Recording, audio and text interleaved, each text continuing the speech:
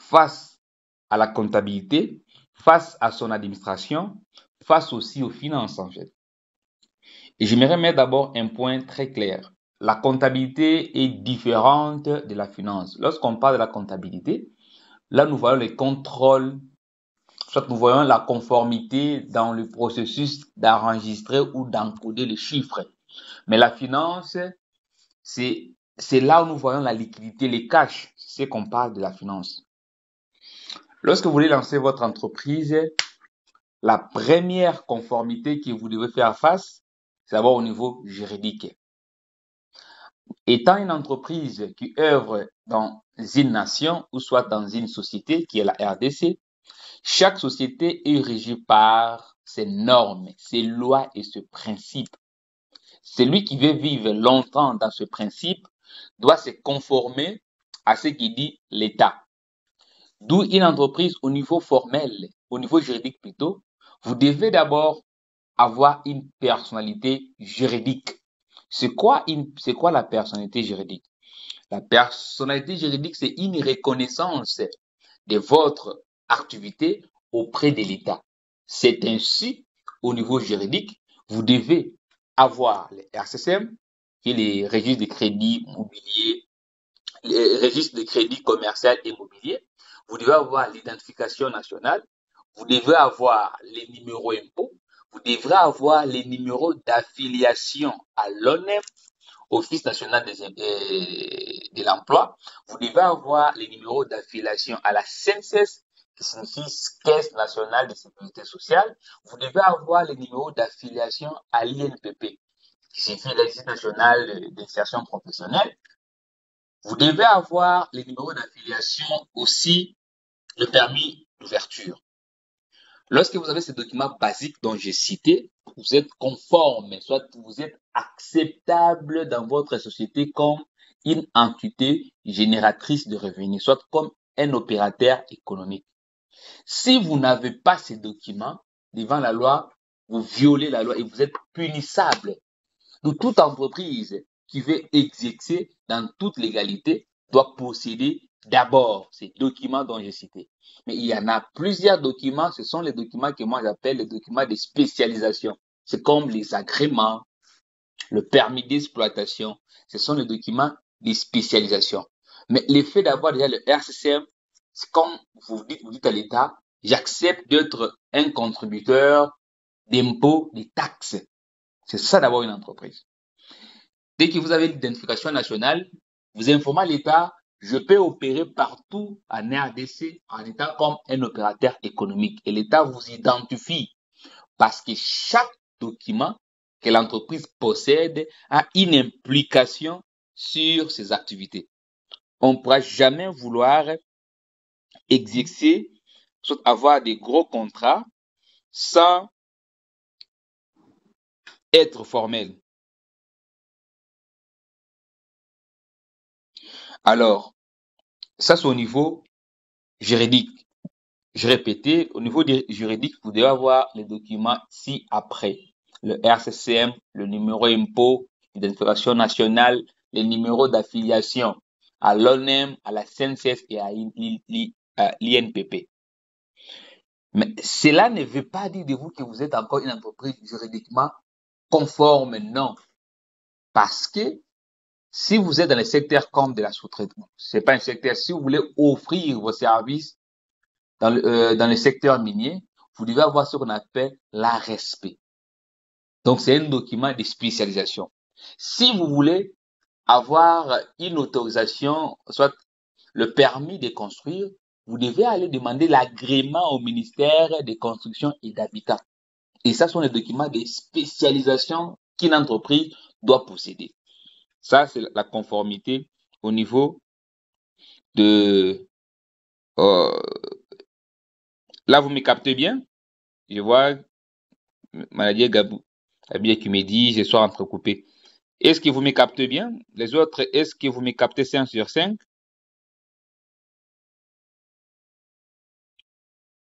Est-ce que vous me captez 5 sur 5 avant? Cela me permettra de continuer. Donc, Rachel, est-ce que tu me... Non, moi je vous réponds. Bonsoir à Je vous tous. reçois Oui, sans oui, problème. moi, en tout cas, je vous reçois très bien, sans souci. D'accord, ça va. Je crois, là, Madia a bien essayé de bouger. Essayez de bouger, ça va vous permettre de bien me capter. D'accord. Alors, je reviens, le deuxième niveau, la deuxième conformité, c'est au niveau comptable. La conformité au niveau comptable. Chaque entité économique doit savoir ses recettes et ses dépenses, les entrées et les sorties. Si vous ne connaissez pas ce que vous faites comme ça, ce que vous réalisez comme recette et ce que vous dépensez comme charge, ça veut dire vous ne savez pas où se dirige votre entreprise. Face à l'État, là je vous dis la conformité d'abord face à l'État. Lorsque je vais finir face à l'État, je vais maintenant entamer la démarche côté opportunité de financement. D'abord, la conformité dont je vous étale ici, c'est face à l'État. Face à l'État, au niveau comptable, vous devez déclarer vos états financiers. Vous devez déclarer votre chiffre d'affaires. Ça, c'est au niveau de l'État. Au niveau interne, parce que la comptabilité intéresse trois entités, vous devez les savoir. La première entité, c'est l'État. L'État doit savoir combien l'entreprise génère dans mon territoire, combien l'entreprise a comme charge les états financiers. C'est quoi les états financiers? Les états financiers, dans un langage vulgaire, c'est le bilan fonctionnel. Combien j'ai dépensé, point barre. Mais c'est les termes qui changent lorsqu'il s'agit de l'utilisation. Lorsque vous partez déposer vos bilans de fonctionnement auprès de l'État, on appelle ça état financier. Mais lorsque vous faites analyse à l'interne, on appelle ça bilan de fonctionnement. C'est un point que j'aimerais bien marteler pour que ça reste très bien gravé.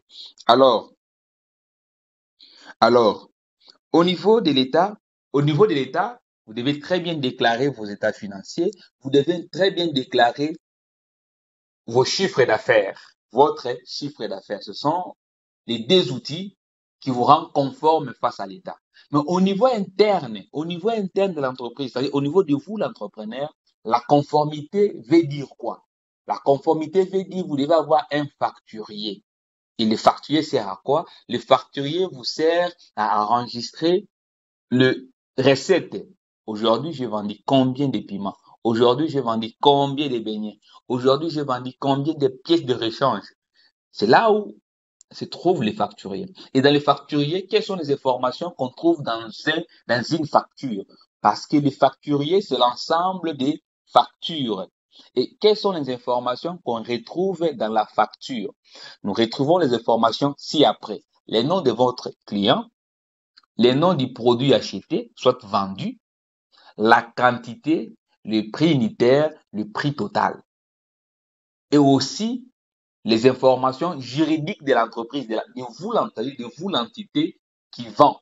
Ça veut dire quoi? On doit voir les numéros impôts sur votre facture, on doit voir les numéros RCCM sur votre facture, on doit voir votre identification nationale sur votre facture. Si une facture manque ces éléments-là, sachez bien que c'est une entreprise qui n'est pas connue chez l'État. Soit c'est une entreprise qui ne respecte pas les normes d'une facture imposée par l'État. Donc, vous devez avoir le facturier. Lorsque vous avez le facturier, il y a un deuxième outil qu'on appelle cahier de caisse. À quoi sert les cahiers de caisse? Les cahiers de caisse vous servent à savoir aujourd'hui je fais entrer autant et je fais dépenser autant. Point barre. Deuxième outil. Ou cahier de dépenses, je peux l'appeler comme ça. Soit cahier de dépenses où vous enregistrez ce qui est sorti. Et à la fin de la journée, vous faites les soldes, ça veut dire je fais entrer combien, je fais sortir combien, combien reste pour la caisse. Ce qu'on appelle les cahiers des trésoreries. Les cahiers où vous enregistrez l'argent liquide disponible. Je répète bien, l'argent liquide disponible. La trésorerie, il faut jamais mélanger l'argent marchandise avec l'argent liquide. Non. Sauf l'argent dette. Non, non. Les dettes ne sont pas la trésorerie de l'entreprise. La trésorerie de l'entreprise, c'est la disponibilité. Dans tous nos comptes bancaires, on a combien? Dans notre caisse de l'entreprise, dans notre caisse qui se trouve dans l'entreprise où j'exerce, il y en a combien? Dans notre compte bancaire, des Equity, des Robank, vous faites la sommation, c'est ce qu'on appelle la trésorerie. Donc, j'ai dit les facturiers, Les cahiers de dépenses, votre cahier de trésorerie. Il y a maintenant les cahiers qu'on appelle les comptes des résultats. Les comptes des résultats, ça se tient soit après, dans une semaine, dans un mois, tout dépend de votre entreprise. À quoi sert ces cahiers des comptes des résultats? Ça vous permet de savoir c'est quoi les produits les plus vendus dans mon entreprise et combien j'arrive à écouler dans l'espace d'une semaine, de un mois, de 3 mois, de 4 mois. Combien de dépenses et quelles sont les dépenses que l'entreprise supporte plus? Les transports, la restauration, la connexion. Les cahiers le compte des résultats vous dira, non, l'entreprise, le dépense, la charge qui consomme trop à l'entreprise, c'est la dépense X, c'est la dépense Y, ça veut dire le transport ou la restauration. Mais là, ça vous permet de prendre les décisions éclairées pour minimiser les dépenses et maximiser quoi? La rentabilité. Ça, c'est au niveau de la conformité euh, comptable. Lorsque nous finissons avec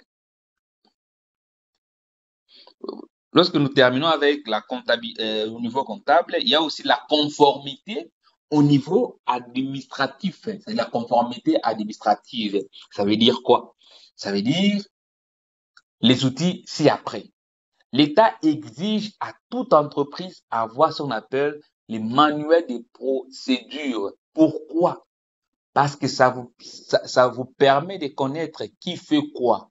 Lui, son pouvoir se limite où?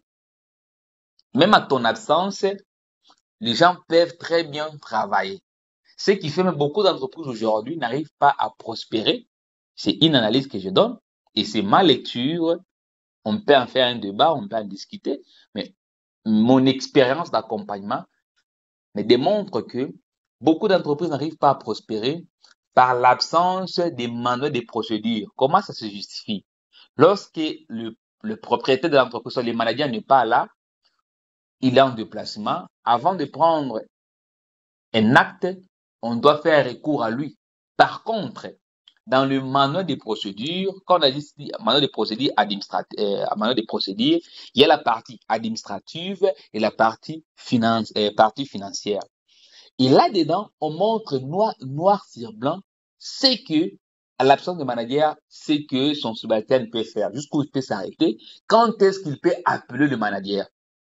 Mais lorsqu'il y a l'absence de cet outil dans l'entreprise, vous allez voir même pour réceptionner des marchandises, soit de la matière première, il faut appeler le manager. C'est énerve. Peut-être lui est en train de négocier des bons contrats et vous l'embêtez. Non, on a des marchandises, est-ce qu'on doit payer, on ne doit pas payer. Par contre, dans le manuel des procédures, tout est défini. Ça veut dire quoi?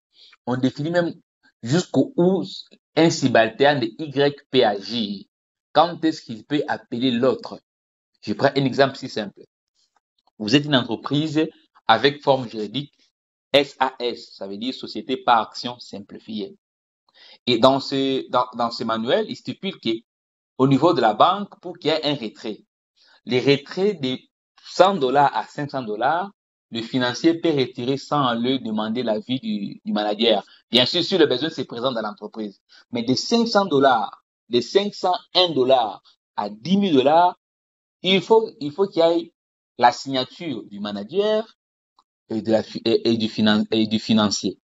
Au niveau des 10 001 à au-delà, il faut la signature du PCA.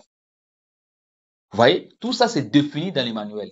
Et les manuels, il y a maintenant un contrat qu'on appelle NDA qui sera déposé à la banque pour dire à la banque, lorsque vous voyez un chèque de tel montant avec la signature d'une seule personne, libéré, ça veut dire servez. Mais lorsque vous voyez un montant qui est au-delà de, ne servez pas, il faut qu'il y ait deux signatures. Si vous constatez une seule signature, c'est ce qu'on appelle tentative de détournement. Tout ça, c'est écrit dans les manuels de la procédure. C'est un livre qui prend généralement, c'est-à-dire le minimum de pages, c'est 150 ou 200 pages. Parce que là-bas, tout est écrit noir sur blanc. Là-bas, on écrit même la tenue de vos employés. C'est pourquoi vous allez constater, surtout les entreprises minières et les entreprises de télécommunications respectent ça si souvent.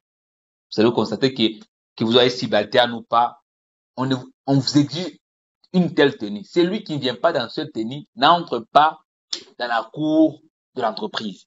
Tout ça, c'est écrit dans les manuels. Et tout celui qui sabote tel fonctionnement, il y a aussi des punitions.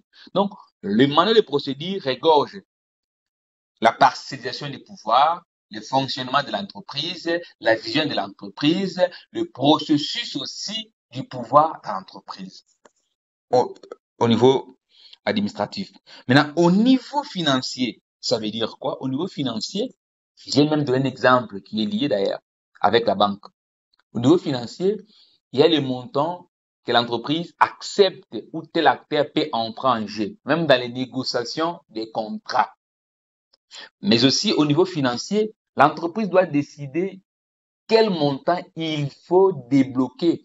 Je vais pas appeler ça un terme pour permettre à chacun de comprendre. Un fonds de sécurité, par exemple.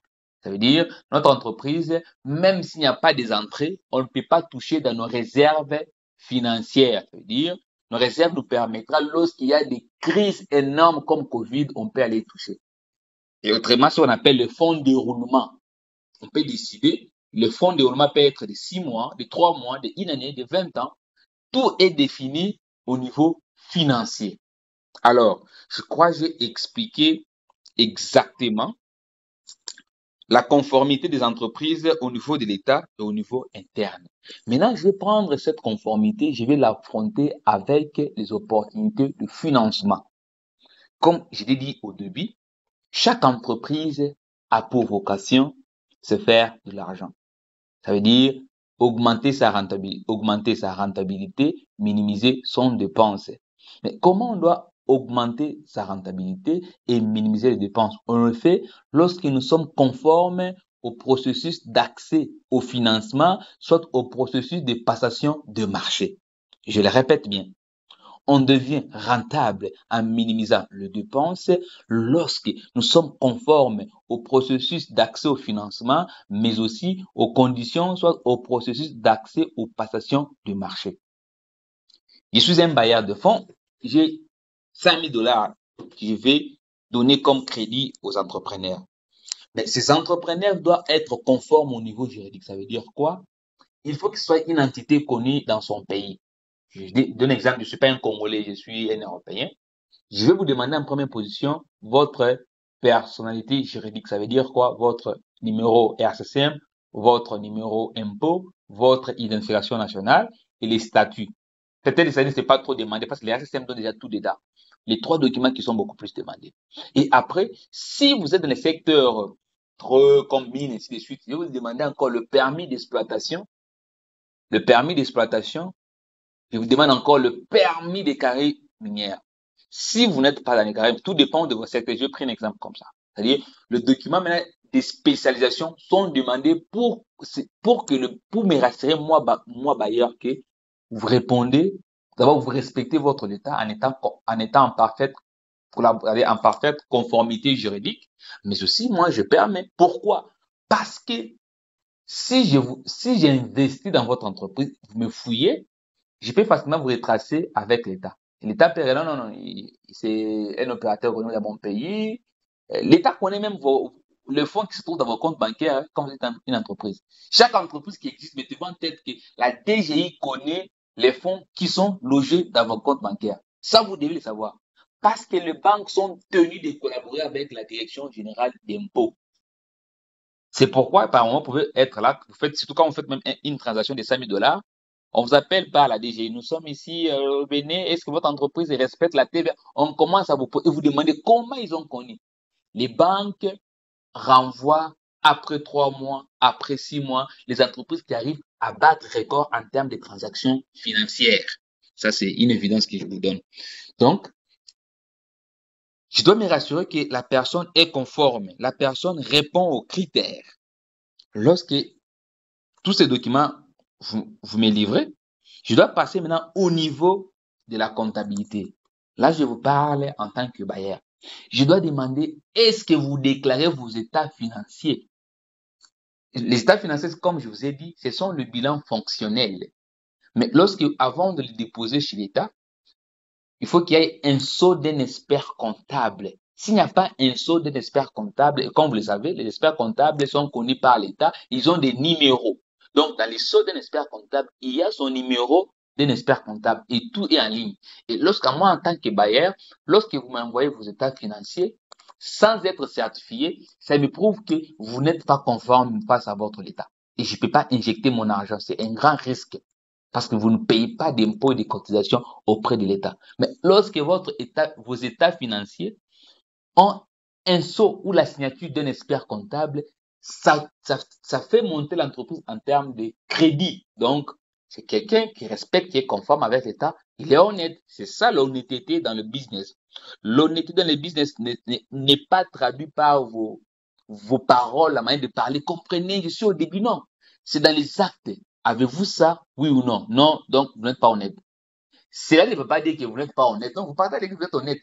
Mais dans les business, ce sont les actes qui comptent. Ce ne sont pas vos paroles. Non, non, non, non. Ça ne compte pas. C'est pourquoi les hommes d'affaires très expérimentés, lorsque vous discutez avec lui, vous pouvez avoir une idée géniale. Mais lorsqu'au niveau des conformités, vous foutez, il ne vous prend plus la considération, vous l'oubliez pas autre chose. Donc, au niveau de la comptabilité, vous devez déclarer vos états financiers. Vous devez payer vos impôts sur le bénéfice et profit. Si vous ne payez pas cela, on ne vous prend pas au sérieux. Pour des gros contrats, je dis, des gros contrats, on va vous demander les deux instruments. Ça veut dire les états financiers déclarés, mais aussi les preuves de paiement des impôts sur le bénéfice et profit. On vous demande ça.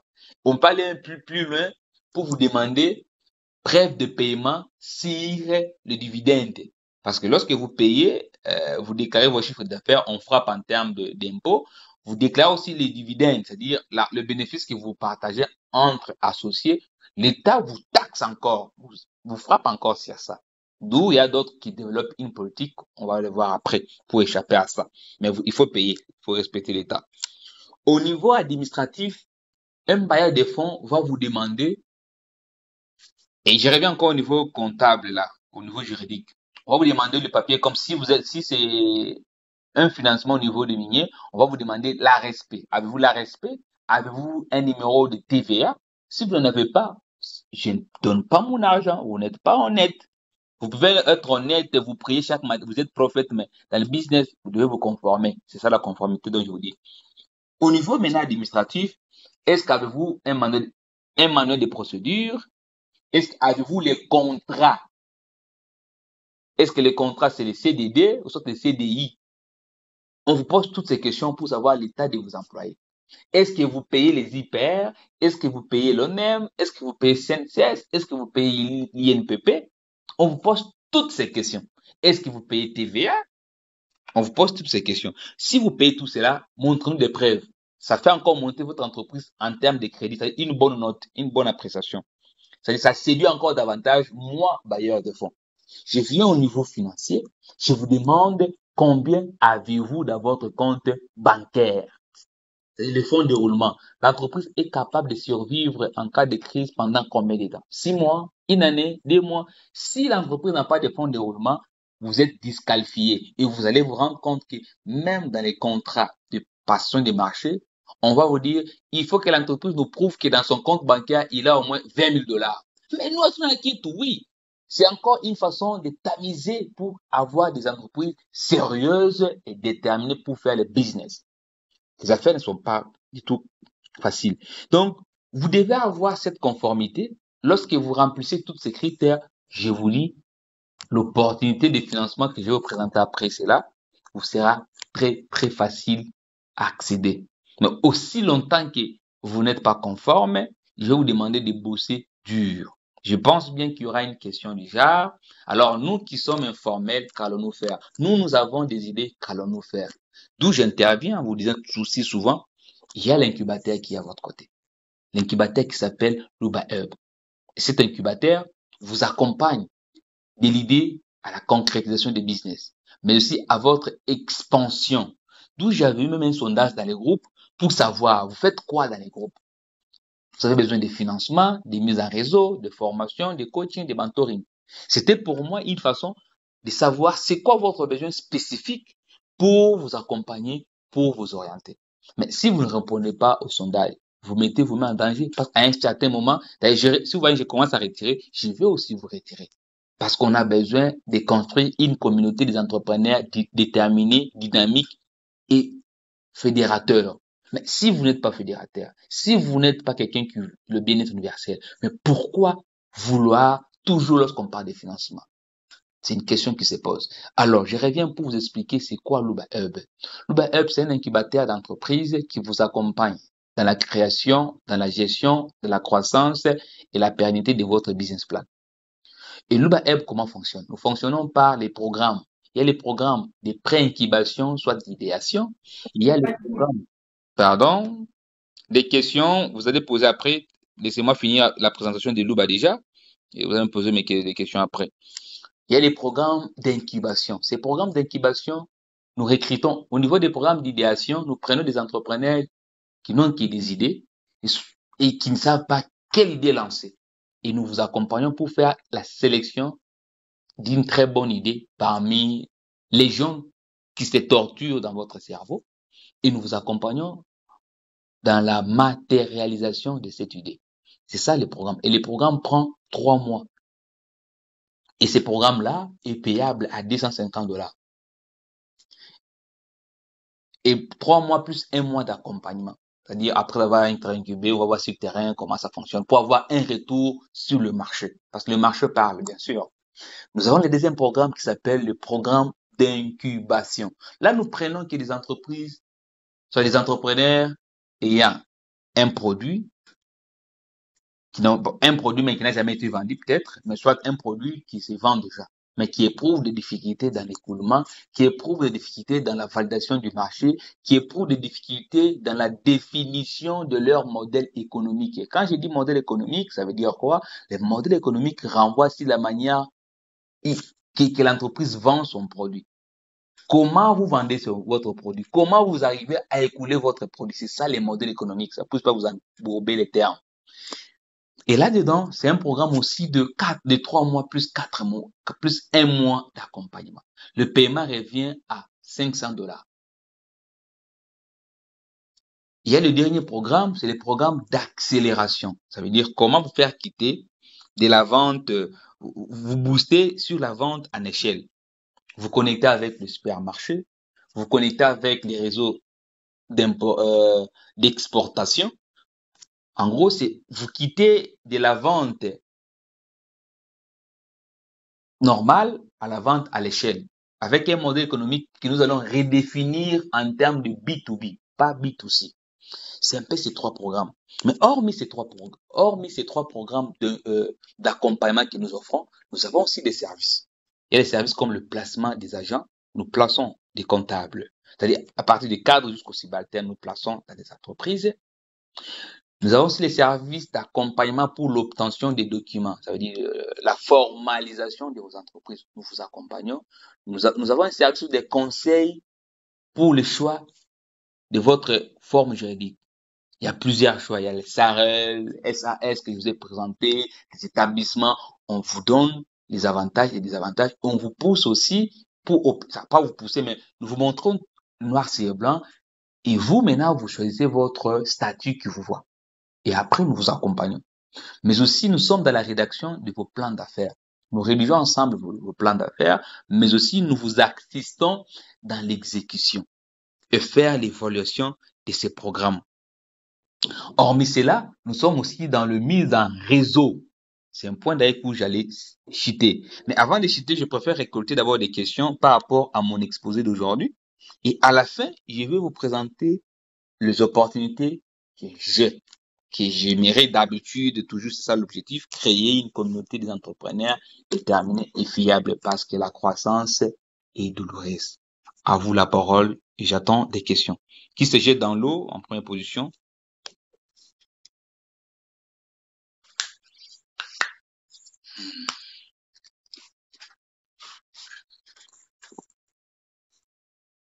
Qui se jette en première position avec une question?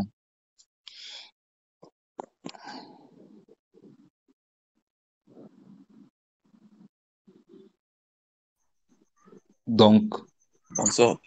bonsoir, Monsieur Gabriel. Bon, je ne sais pas si ma question va cadrer avec ce que vous avez dit. Ok. Je veux un peu savoir sur euh, quelqu'un, son entreprise, c'est à Lubumbashi. Oui. Il a quand même quelques documents et il a eu un contrat peut-être à Kinshasa. Est-ce que ça va lui demander encore de faire l'RCC1 ou bien il peut utiliser les mêmes documents? C'est une préoccupation là, le temps que je puisse un peu formuler la question par rapport D'accord. à ce que vous avez dit. C'est souvent concernant la comptabilité. D'accord. Je ne sais pas si vous pouvez répondre. D'accord. Merci pour la question. Qui a la réponse par rapport à la question de M. Gabriel? Je crois qu'il y a des entreprises. Nous sommes tous je vois il y a beaucoup plus d'entrepreneurs, des coachs aussi dans notre business club d'aujourd'hui. Qui paie? Soit qui a une réponse par rapport à sa préoccupation. Vous êtes une entreprise à Lubumbashi, mais vous avez un marché à Kinshasa. Est-ce que vous pouvez utiliser le même document ou il faudra ouvrir, soit créer, ou formaliser encore davantage au niveau de Kinshasa? Abia, tu veux répondre? Bonsoir, monsieur Léonard. Bonsoir, Abia. Oui, bonsoir, monsieur Léonard, et bonsoir à tous. Ouais. Oui, par rapport à ça, par rapport à cette question, je sais pas si vous m'entendez très bien là-bas. Ouais, on vous entend très bien. Allons-y, avance. OK. Par rapport à par rapport à cette question, oui, d'après toutes les personnes et apparemment d'après, parce que moi, jusque-là, je ne suis pas encore formel, mais cette question, c'est une question que j'ai entendue beaucoup de fois, donc la réponse, elle m'est évidente. Euh, Les documents RCCM et tout ce qui va avec, ce sont des documents qui sont euh, valables et valides sur tout l'étendue du pays. Et d'ailleurs, bon, je ne sais pas, là, M. Nard peut me arranger si j'ai mal répondu. Et d'ailleurs, je pense que c'est un document qui est aussi valable, du moins qui est reconnu même par les systèmes économiques africains ou bien mondiaux. Je pense que c'est un peu ça. D'accord, merci. C'est ceci exactement. Il y a le document qui ont importé plutôt national et le document qui ont importé provinciaux. Et je vais vous citer les documents qui sont opérationnels partout. Les RCCM, c'est un document national. Partout où vous êtes dans le pays, et vous n'avez pas à créer encore une autre entreprise. Non, non, non. Avec l'RCCM, ça va passer. Le numéro impôt aussi, c'est national. L'identification nationale, comme l'indique d'abord le titre, c'est national. Les documents qui ont un portrait provinciaux, c'est entre autres le numéro CNCS, ONEM, INPP. D'où lorsque vous vous retrouvez dans une autre ville, il faut aller signaler à ces services provinciaux. C'est-à-dire, allez-y au bureau de ONEM pour dire, j'étais à Lumbashi, mais j'ai une succursale ici. Mon numéro est là, il faut me désinfecter ici. Parce que vous allez ajouter forcément un nombre. On doit ajouter les nombres d'agents que vous allez embaucher dans la nouvelle ville. Dans la ville où vous avez un contrat. Et les numéros, je m'excuse. Madame, patientez, je réponds, vous allez continuer. Si vous voulez ajouter, vous allez ajouter. Laissez-moi finir avec ma réponse, vous allez ajouter. Vous devez vous pointer auprès de ces services-là pour qu'on vous connaisse. Et les numéros impôts, vous partez uniquement pour signaler. Alors, si vous avez un permis, il y a des types de permis. Il y a le permis provincial qui est d'ailleurs offert par la mairie, soit la commune, et il y a le permis qui est importé national. Ce permis-là coûte généralement entre 400 et 500 dollars. Et lorsque vous avez un permis national, partout où vous êtes en RDC, vous pouvez opérer comme tel. Mais lorsque vous avez permis qu'on vous a donné par la commune, soit la mairie, vous devez, lorsque vous quittez Lumbashi pour Kinshasa, vous devez créer, soit vous devez payer un nouvel permis en fait. Donc, Monsieur Léonard, vraiment de mon côté, c'est très silencieux. Je ne sais pas si c'est moi ou bien il y a quelque chose qui a bougé de là, votre vous côté. m'entendez? Là, c'est bon? Oui, là, c'est bon. Exactement, j'avais fermé le micro, malheureusement, je ne me suis pas rendu compte. Donc, je disais, il y a les documents qui ont un portrait national et des documents qui ont un portrait provincial. Les documents qui ont un portrait national, c'est comme le manager Abidja l'a dit, il y a les RCCM, les numéros impôts, les déclarations nationales. Donc, vous pouvez quitter Goma, Bukavu, Matadi venir à Lubumbashi, personne ne va vous inquiéter parce que vous avez ces 3 documents. Mais les documents comme les numéros d'affiliation à la CNCS, numéro ONEM, INPP, sont les documents que vous devez venir à Lubumbashi, pas pour créer d'autres noms, mais pour aller dans ces services, leur signaler que je suis aussi à Kinshasa et vont maintenant ajouter le nombre d'agents que vous aurez à embaucher dans votre ville d'exploitation. Ça, c'est un point. Au niveau de permis, il y a le permis national et le permis provincial. Le permis national, lorsque vous en avez, ça coûte généralement entre 400 à 600 $. Lorsque vous en avez, vous pouvez opérer dans les 26 provinces sans problème.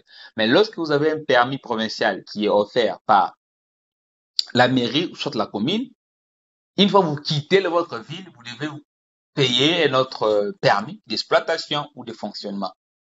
Et maintenant, le document des spécialisations sont liés au ministère, ont un portrait national. Si vous êtes dans le secteur des constructions, vous avez le permis de construction, vous n'êtes plus obligé, soit l'agrément, vous n'êtes plus obligé lorsque vous quittez Kinshasa pour Lubumbashi payer notre. Non, non, non. Le même document-là est opérationnel partout. C'est un peu ça les détails que j'aimerais apporter sur votre question, M. Gabriel. Qui a une autre question, soit l'ajout. OK. De ce point de vue, je crois que tout est clair. Une question, contribution, contradiction.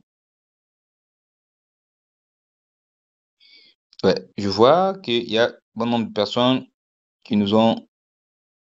Bon, aujourd'hui, comme le titre, vous l'avez vu, on parlait ici de la conformité de vos entreprises du point de vue de l'État, du point de vue de l'entreprise, du point de vue de financement.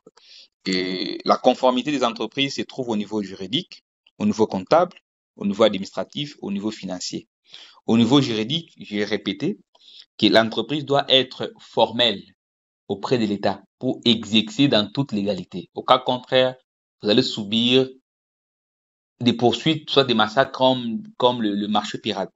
Donc, quand vous avez votre RCCM, numéro impôt, IDENAT, le numéro d'affiliation à la CNCS, à l'ONEM, à l'INPP, l'entreprise est conforme devant l'État. Mais ces documents, moi, je les appelle les documents basiques. Il y a le document de spécialisation. C'est comme les permis, les agréments, les certificats sont les documents de spécialisation qu'on vous octroie pour que l'entreprise devienne de plus en plus conforme. Au niveau comptable, l'entreprise doit pouvoir déclarer ses états financiers auprès de l'État pour savoir l'entreprise qui se trouve dans mon entité a réalisé quel chiffre d'affaires.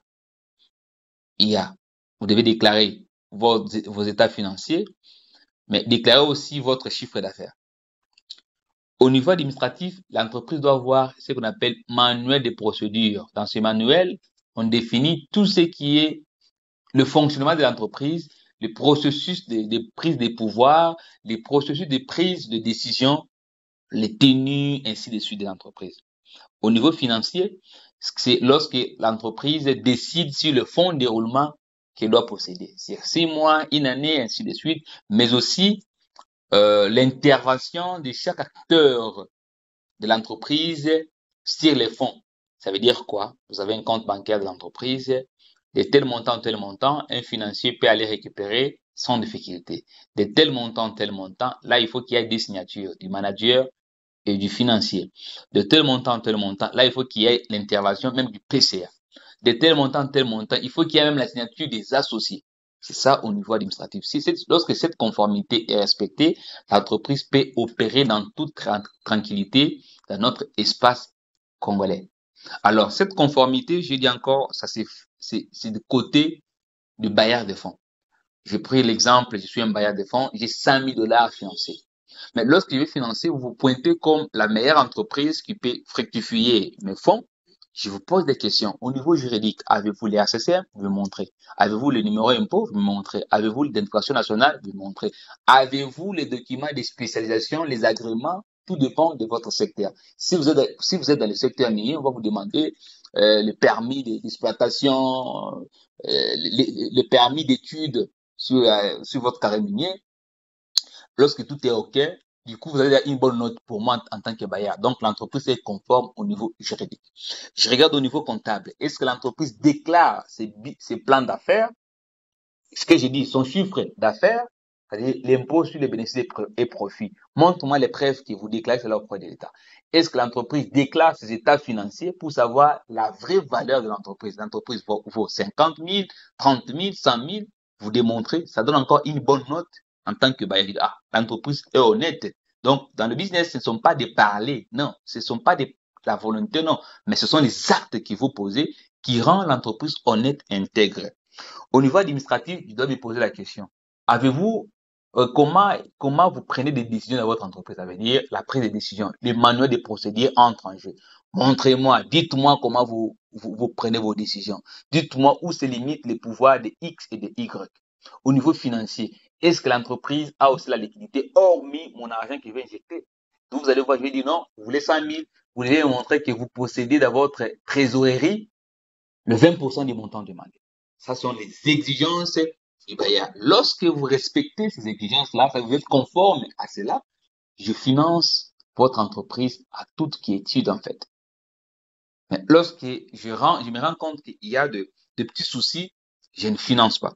Alors, en tant qu'une entreprise qui veut le financement, qui souhaite être financée, parce que j'avais lancé un sondage à l'Europe, je vis qu'il y a un grand nombre de personnes qui sont là qui pour le financement. Ce n'est pas mauvais, c'est bon. Mais est-ce que vous êtes conforme par rapport à tout ce que je viens de dire? Si vous n'êtes pas conforme, c'est compliqué que vous ayez le financement. C'est vraiment ça dont on a eu à échanger aujourd'hui. Alors, si vous avez des questions, vous posez des suggestions, ainsi de suite. Après, je vais couronner cela avec des opportunités de financement que j'ai, des opportunités de passation des marchés que j'ai avec moi. Merci. Qui se jette dans l'eau? Je l'ai reçu la première question du monsieur Gabriel. Je crois que j'ai répondu à cela et vous êtes satisfait, monsieur Gabriel, je l'espère. Qui d'autre veut poser la question, contribuer ou contredire? Rachel, tu veux poser la question? Coach, en fait, moi, je veux poser une question, pas contribuer, mais poser d'abord une question Ok. par rapport à l'entreprise. Disons que l'entreprise n'a pas débité. Bon, c'est déjà débité, mais c'est juste au début d'abord. On est en train de faire des renforcements des capacités en sorte que nos produits ou notre entreprise soient rentables. Qu'on commence à produire, on a beaucoup et beaucoup d'argent. Est-ce qu'on est civilement obligé de payer toutes ces frais, aller voir l'OCDE, c'est quoi déjà, payer la TVA, CDI, les histoires comme ça? Est-ce qu'on est censé le faire dès le début, avant la création de l'entreprise, ou c'est pendant le déroulement de l'entreprise? D'accord. Voilà ma question. D'accord, merci. Qui peut répondre à Madame Rachel par rapport à sa préoccupation? Elle dit qu'elle est dans ce débit. L'entreprise se stabilise encore au niveau financier. Est-ce obligatoirement d'aller du coup formaliser l'entreprise, commencer à payer les impôts et par rapport à la réalité de notre pays? C'est quoi votre conseil, c'est quoi votre contribution à sa préoccupation?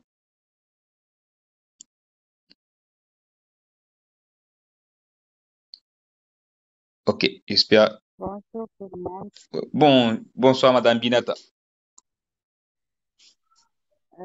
Moi, je crois que la dame, elle doit d'abord commencer par formaliser l'entreprise parce que déjà quand on est formalisé, ça veut dire qu'on existe. Si on n'est pas formalisé, on a des documents, ça veut dire qu'on n'existe pas et les gens ne nous connaissent pas. Alors, c'est difficile même de payer les impôts et tout ça parce que c'est comme un enfant qui n'est pas encore né. C'est difficile. D'accord. On commence d'abord par se formaliser et après on demande les conseils des experts, même si on n'a pas encore le chiffre d'affaires énorme, on peut quand même payer un peu. Il y a des paiements forfaitaires par rapport aux entreprises qui sont encore sans chiffre d'affaires. D'accord, ça va. Alors, d'accord, ça va. Je vais ajouter. Attends, Rachel, attends, je vais ajouter avant que tu continues avec ta question. Alors, tout dépend d'abord du contexte et tout dépend de votre vision. Qu'est-ce que vous voulez? Je sais que la finalité de chaque entrepreneur, c'est vraiment atteindre ce qu'on appelle cette rentabilité. Donc, il commence à vivre grâce à son entreprise. Mais au début, qui sait que vous allez faire vivre en dépenser même pour l'entreprise. Ce que moi je vais vous conseiller, c'est d'abord essayer de stabiliser votre finance et de vendre plus avant de vous formaliser. Rassurez-vous que votre finance est maîtrisée. Et la finance est maîtrisée lorsque la vente aussi est maîtrisée avec votre modèle économique. Misez beaucoup plus votre compétence dans, dans le marketing de vente, dans la tenue de la comptabilité, gestion des stocks et gestion de clients en fait. Vous devez miser dans cela. Lorsque vous misez, commencez à épargner petit à petit pour la formalisation de votre entreprise. Parce que si vous voulez directement formaliser l'entreprise, vous n'avez pas encore compris votre modèle économique, vous ne saurez pas supporter la pression fiscale du Congo. La nomenclature fiscale du Congo est très complexe au point où, si vous n'êtes pas musclé, vous allez piquer une crise. Donc dire que je vais abandonner l'entrepreneuriat. Par contre, avant de vous faire connaître auprès de l'État, rassurez-vous que votre finance vous met. C'est-à-dire qu'on arrivez à vendre sans le financement de l'extérieur d'abord. Ça veut dire, comprenez votre modèle économique. Parce que lorsque vous avez compris le modèle économique, ce sera facile pour vous, même s'il y a un financement qui vient, de bien gérer cela. Et pour moi, travaillez sur votre comptabilité, travaillez sur votre vente et comprenez que demande le marché et offrez la solution que le marché recherche et magasinez beaucoup de fonds. Et lorsque vous magasinez beaucoup de fonds, créez ce qu'on appelle caisse de péréquation, soit caisse de projet pour formaliser l'entreprise. Quelle forme juridique? Il est temps maintenant de commencer à décider quelle forme juridique, avec qui je vais travailler dans le futur, et renseignez-vous sur le montant qu'il vous faut pour formaliser l'entreprise. Donc, là, concentrez-vous sur le modèle économique, sur la comptabilité et sur votre vente. Et ne regardez pas d'abord le financement. Parce que le financement appelle, l'argent appelle l'argent. Ne pensez pas que vous voulez un financement, vous n'allez pas demander l'argent. Non, parce que là, quand vous venez, même les opportunités que je vais vous donner ici, et je vous dis pour structurer votre dossier, donnez-moi de l'argent. Et il y a même le frais à payer. Donc, même si c'est la subvention, il y a toujours des frais à payer. Donc, il est nécessaire pour vous de ne pas vous aventurer à aller vous formaliser parce que vous n'allez pas supporter la pression fiscale. Maîtrisez d'abord la pression du terrain. C'est quoi la pression du terrain? Vos clients vous font des remarques, améliorer votre produit jusqu'au point où vous vous rendez compte que la demande dépasse l'offre. Lorsque vous arrivez à ce stade-là, allez-y même demander le financement. Mais aussi longtemps que l'offre même dépasse la demande, non, non, non, non, non, non, non. Il y a un problème. C'est-à-dire, il y a un problème qui se trouve de l'entreprise, mais c'est un problème de vous, entrepreneur ou soit propriétaire de l'entreprise. C'est un peu ça. Alors, Rachel, tu veux ajouter? Rachel, il y a une question, vous l'ajoutez encore? Oui, Oui, oui, j'ai compris en tout cas. J'ai d'accord. compris ce que vous avez dit. Alors, la question que je voulais ajouter, c'est par rapport, par exemple, Madame Rachel ou Madame Dorache, elle a deux ou trois entreprises. Elle a TVA ou toutes ces formalités-là. Je vais payer pour chaque entreprise ou bien le tout sera nommé dans un, comment on dit, dans un contenu. D'accord. Ou bien ça sera particulier pour chaque entreprise. Je dois aller voir, je n'ai pas moi payer la TVA et tout et tout. Ok, d'accord. Il faut savoir que ce ne sont pas toutes les entreprises qui paient la TVA. Et la TVA est payée par rapport au montant des transactions. Ça c'est une vérité, une évidence que vous devez savoir. Mais aussi, tout dépend dans votre RCCM, il y aura une rubrique où on va vous demander quelles sont les activités de votre entreprise. J'ai toujours conseillé aux gens de mettre toutes les activités que vous pensez mener aujourd'hui et dans le futur. Pourquoi? Parce que ça va vous alléger la tâche, ce qu'on appelle l'assiette fiscale sera allégée. Vous n'aurez pas à payer plusieurs taxes, non. Mais vous devez savoir qu'il y a des taxes individuelles, les taxes, soit les impôts liés à vos activités, mais aussi les contributions liées au nombre d'argent que vous avez dans votre entreprise.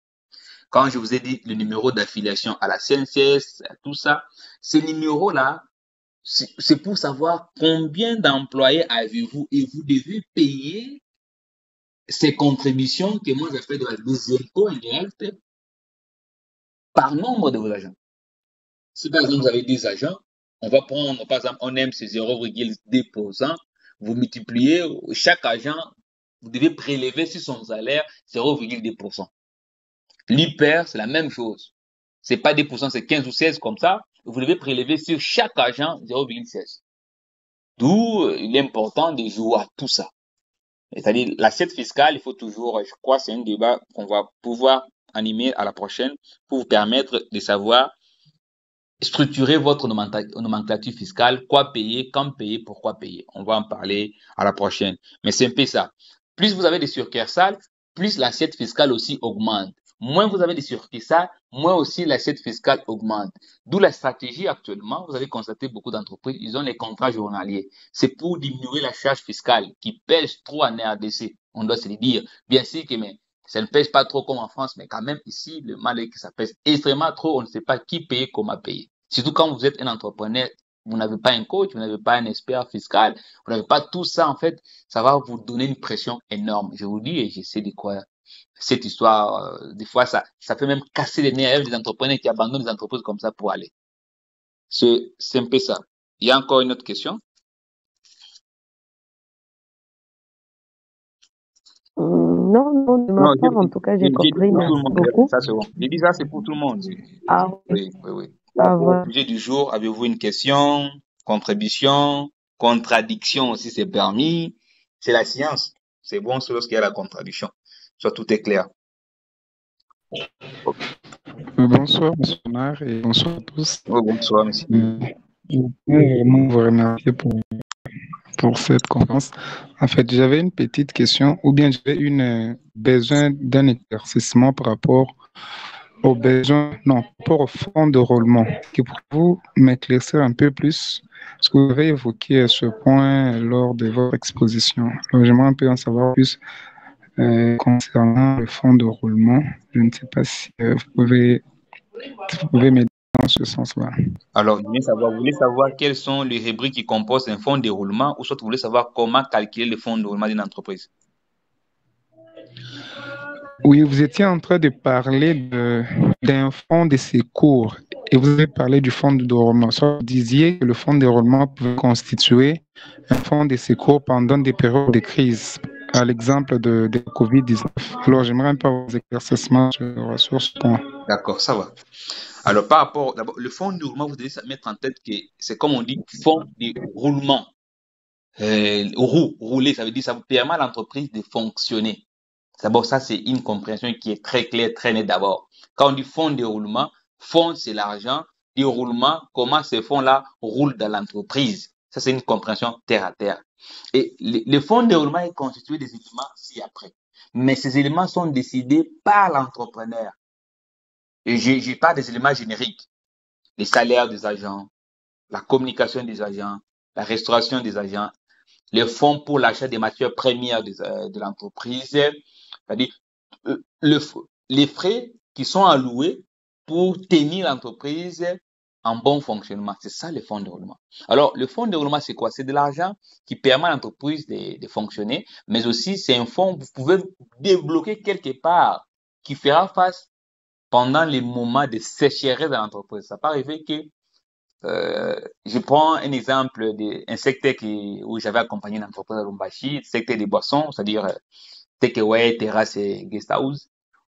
Pendant les mois de septembre, on commence avec août, septembre et septembre, octobre. Il y a vraiment, ces 2 mois-là, c'est trop dur pour réaliser une bonne recette.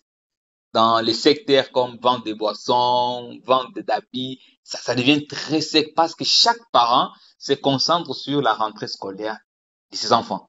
Ce qui fait qu'un parent qui prenait, soit un papa qui prenait 5 bouteilles de taille va diminuer à une seule bouteille pour économiser les 4 pour payer les uniformes des enfants. Ce qui fait que l'entreprise va traverser un moment compliqué. Mais l'entreprise ne pourra pas chasser, ça veut dire quoi? Ça veut dire les recettes ne seront pas à mesure de supporter les charges de l'entreprise. Ce qui fait qu'il y aura des choix pour l'entreprise.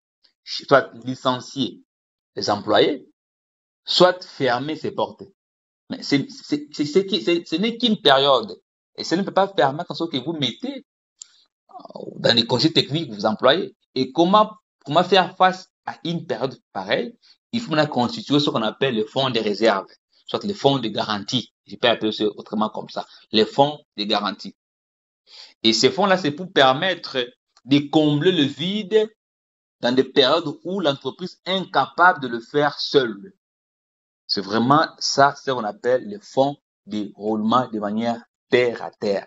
Il y a maintenant ce qu'on appelle aussi les besoins en fonds de roulement et les fonds de roulement. Les besoins en fonds de roulement, c'est ce que l'entreprise sait déjà que pour 2024, pendant les mois de septembre, l'entreprise qui a déjà compris son cycle d'affaires, que chaque septembre, il y a une crise. Donc, il va commencer à constituer le besoin en fonds de déroulement pour combler le mois de septembre et d'octobre. Je crois que j'ai donné des explications qui soient assez claires. Et je pense que M. Elie, vous avez compris, ou soit c'est encore flou. Ah oui, ça va, merci beaucoup, c'est bien compris. D'accord, merci beaucoup. Alors, apparemment, il y a quelqu'un qui veut poser une question.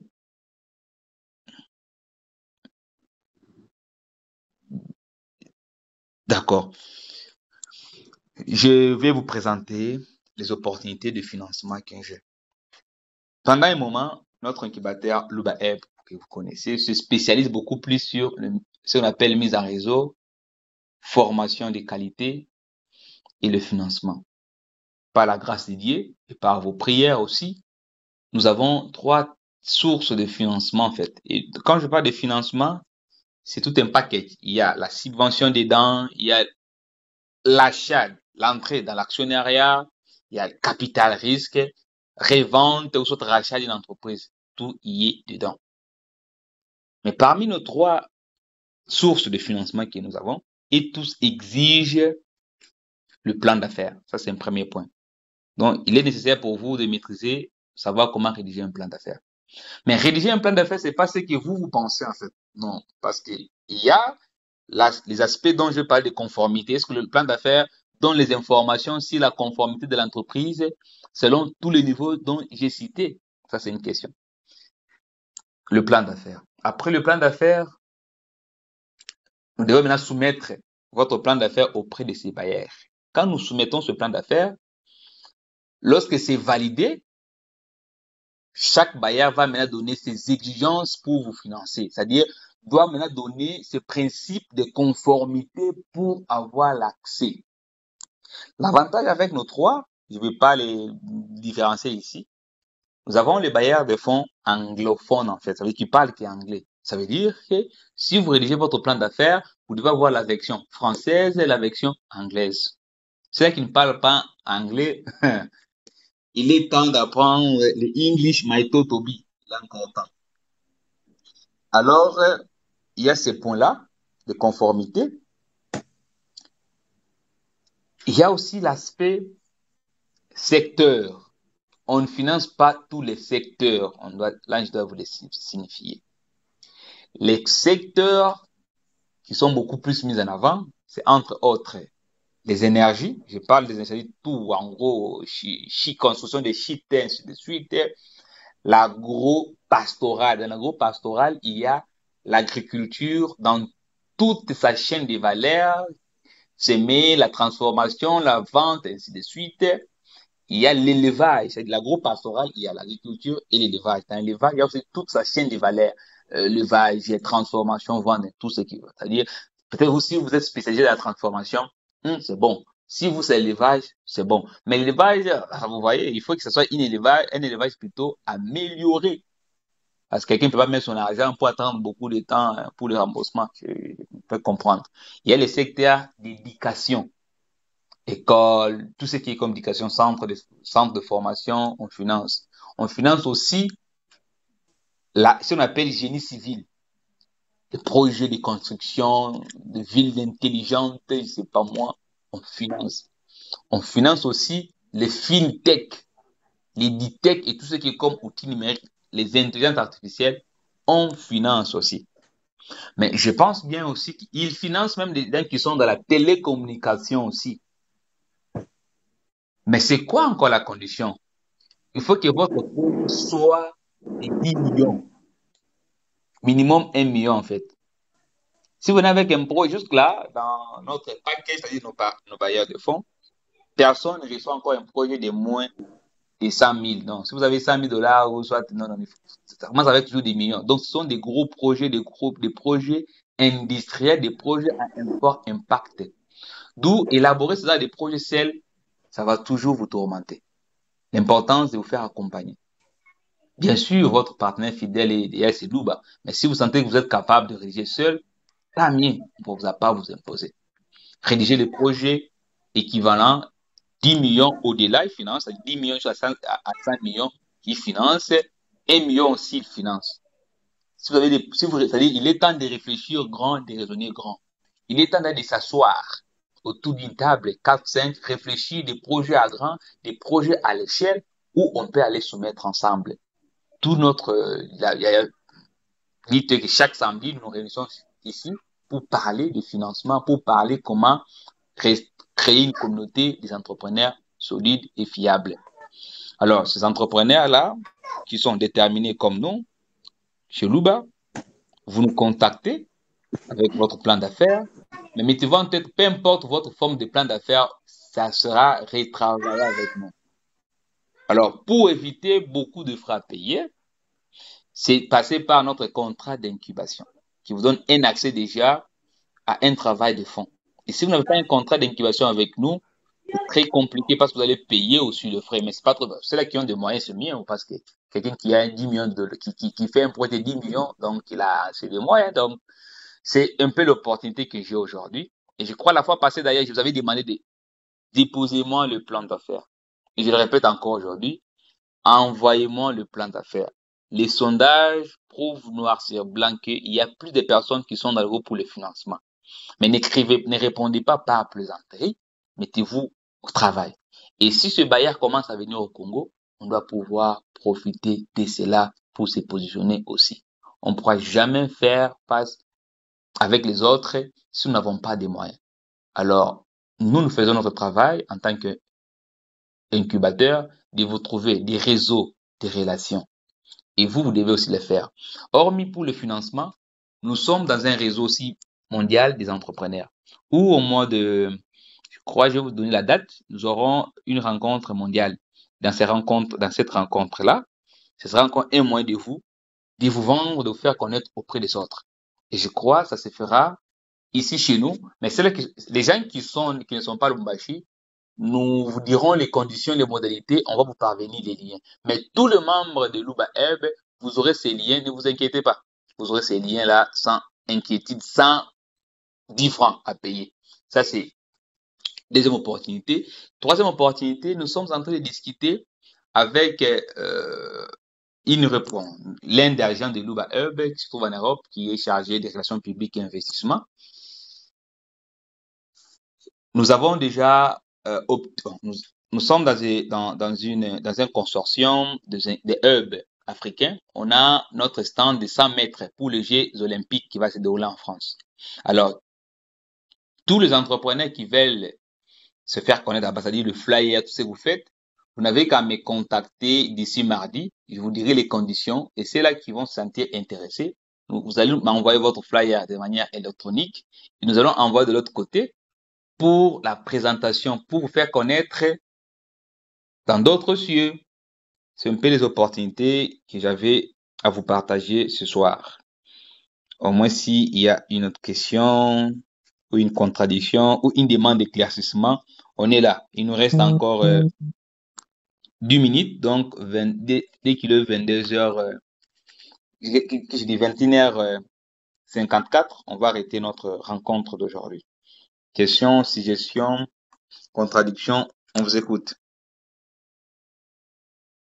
Surtout pour les financements, j'espère bien que j'attends des questions. Posez-moi des questions sur les financements et les mises en réseau aussi. André, vous n'avez pas de questions. Je vois des gens ici, ils ne vont pas vous citer. Posez des questions sur les financements. Il ne faut pas venir inbox pour me bombarder beaucoup, beaucoup. Non, on est là. Posez-moi des questions. Peut-être votre question, c'est une préoccupation pour les autres. Monsieur Merveille, j'ai une question. D'accord.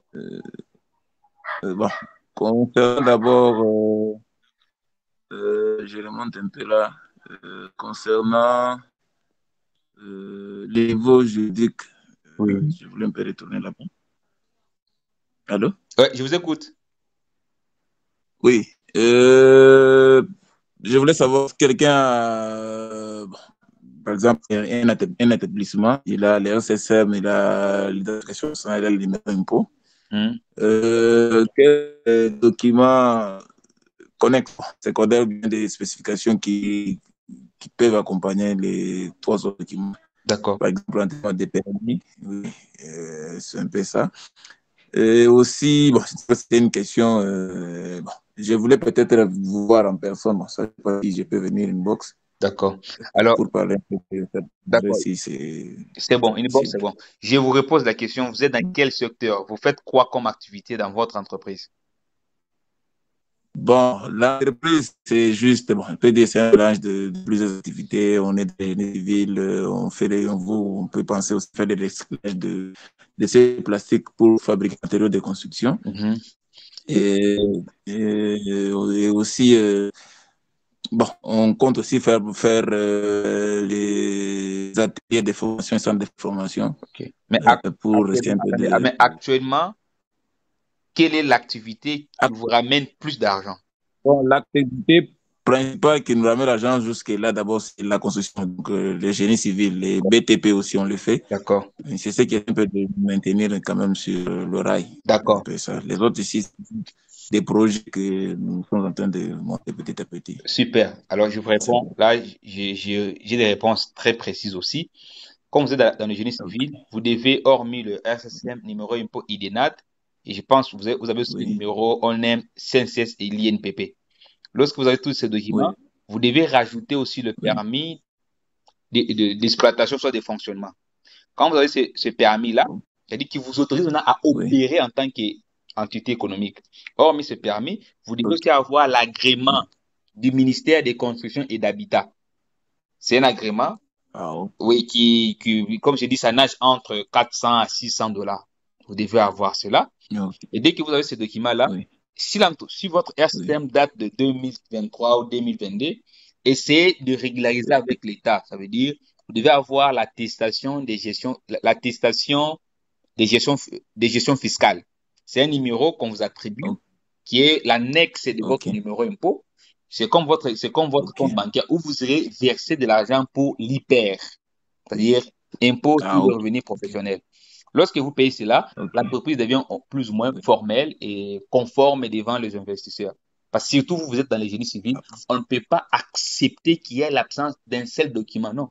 Vous-même, vous avez vu ce qui se passe à Kinshasa avec les ingénieurs Oui, d'accueil. oui, Exactement. Donc, avec les bâtiments. exactement. Oui, oui. Mettez-vous en tête que toutes ces informations, les investisseurs regardent ça, ils deviennent encore trop exigeants en termes de financement.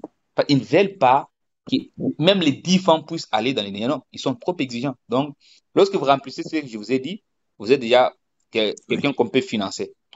On peut lever avec vous des fonds. Mais tu vois, on peut déjà lever ok. avec vous des fonds. Et du coup, ces questions maintenant comme Oui, inbox, là, on voit comment on peut structurer les dossiers et comment on peut le oui, parvenir. D'ailleurs, je oui. ne vais pas citer son nom. Il est toujours ici, l'une des représentantes de bailleurs de fonds, d'ailleurs, qu'on travaille avec elle chaque mercredi, on travaille, séance de travail. Je prends toutes les doléances qui sont ici, je ramène pour trouver Oui, le profil mixte.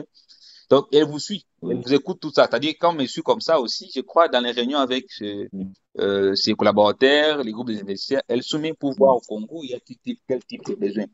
Donc, faites en sorte oui. que votre dossier soit au grand complet au niveau juridique et les restes des niveaux, on peut Ok. le faire. C'est-à-dire comptable, on peut le faire, administratif, on peut le faire pour que les dossiers soient conformes. On peut l'introduire dans 1 mois ou 3 mois, surtout si le projet est viable, vrai. Dans Oui. 1 mois ou 2 mois, on va lever des fonds avec vous. Ça va, ça va, ça va. Je vais faire on va faire le nécessaire. On essaie un peu de se voir, on parle peut-être en face. D'accord.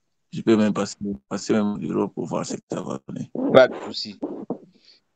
André, je crois qu'on avait parlé avec toi par rapport au financement. Il est temps, pose-moi tes questions.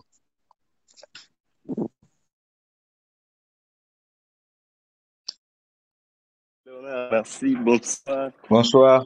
Bon, moi, je n'ai pas de questions. Mhm. J'aimerais bien passer au bureau. Peut-être si vous allez être disponible. Comme ça, on va bien discuter au bureau. D'accord, ça va. Alors, je tiens à remercier chaque participant de votre temps accordé, de votre intelligence donnée aussi à notre business class. Il y a une question, quelqu'un veut parler? Ok. Alors, Bien sûr. ouais, Monsieur Gilles, je vous écoute. Oui, bonsoir à tout le monde. Bonsoir mon frère Léonard. Bon, premièrement, ça fait plaisir, hein. Ça fait plaisir, je pense. C'est la première fois de participer dans vos sessions. Je suis vraiment touché, je suis très très ravi pour la présentation de ce que vous avez fait en fait. Alors, je serai un peu droit, j'irai un peu droit au but parce que vous avez parlé de Luba Consulting, donc je serai un peu presque hors sujet. Mais je voudrais un peu savoir justement la procédure, comment est-ce que vous faites chez vous pour signer vraiment un partenariat, bon, comment je vais dire, un contrat avec un nouveau entrepreneur, vous l'avez appuyé auprès de vous pour le conduire en fait jusqu'à la mise en place de son projet en fait. D'accord. Comment vous faites et quelles sont les modalités à ce consort pour que son projet soit alors votre incubation pour l'amener justement en terme, quoi. C'est ça. D'accord, merci. Je vais, bon, il y a d'ailleurs de nos, il y a, d'ailleurs, j'ai deux de nos incubés ici. Bon, je préfère répondre pour gagner en termes de temps. Euh, Comme vous exprimez votre besoin, nous analysons les besoins. Après, nous allons passer avec vous dans un test cognitif. C'est un test de questions-réponses, en fait. Ça nous permet de jauger les niveaux d'appréhension de votre problème lorsqu'on termine cette étape-là. Et après, nous allons vous soumettre notre contrat. Et vous allez voir tout ce qui est comme avantage dedans. C'est un contrat, surtout pour les personnes qui sont en termes d'idées, en fait.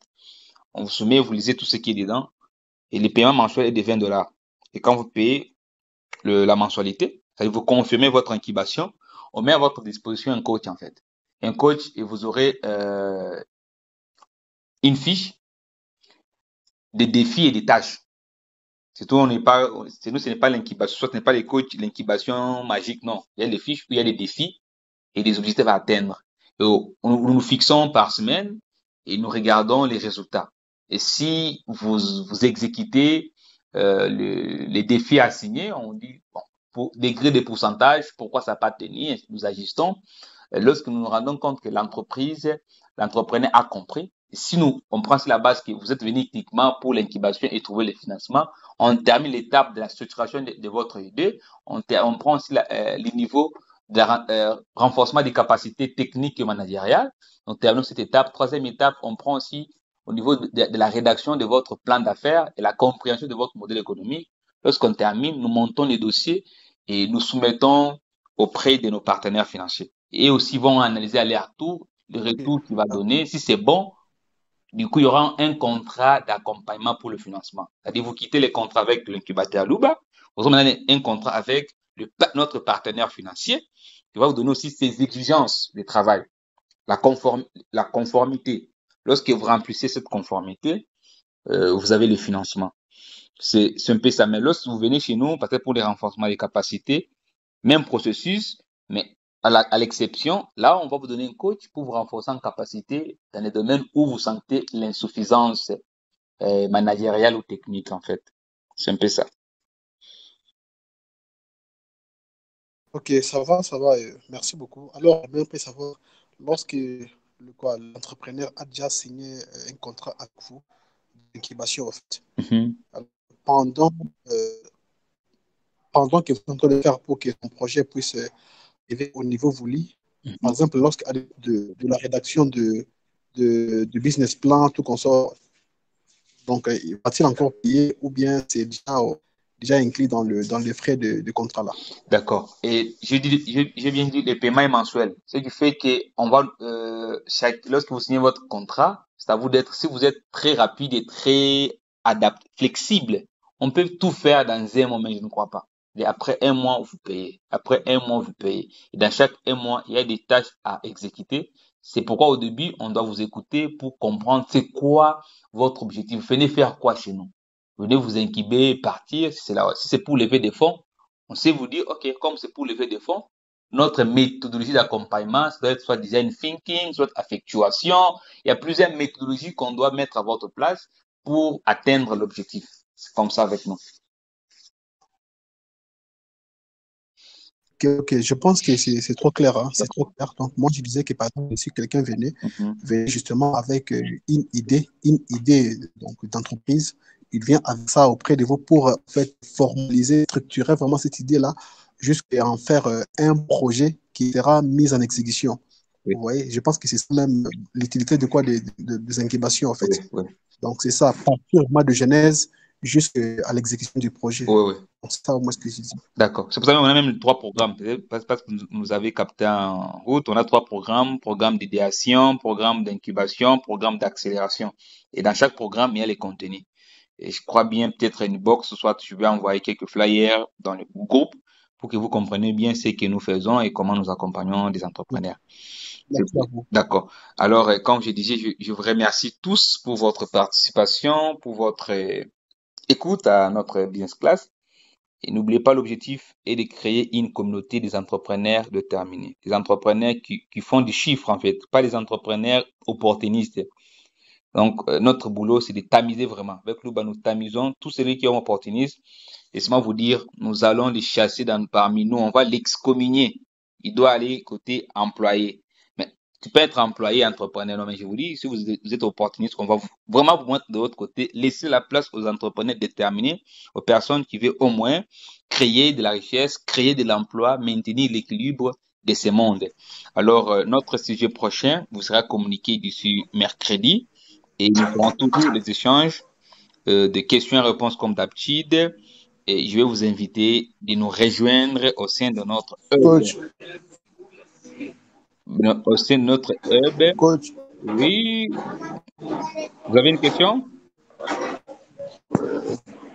je m'excuse, je sais, le temps est déjà parti. Oui. Il y a une question qui me vient en aide. OK. Oui, je voulais avoir, donc, merci d'abord pour la séance et aussi pour l'invitation. OK. Je sais que nous sommes parmi ceux-là qui vous portez dans lequel on sait, on le voit.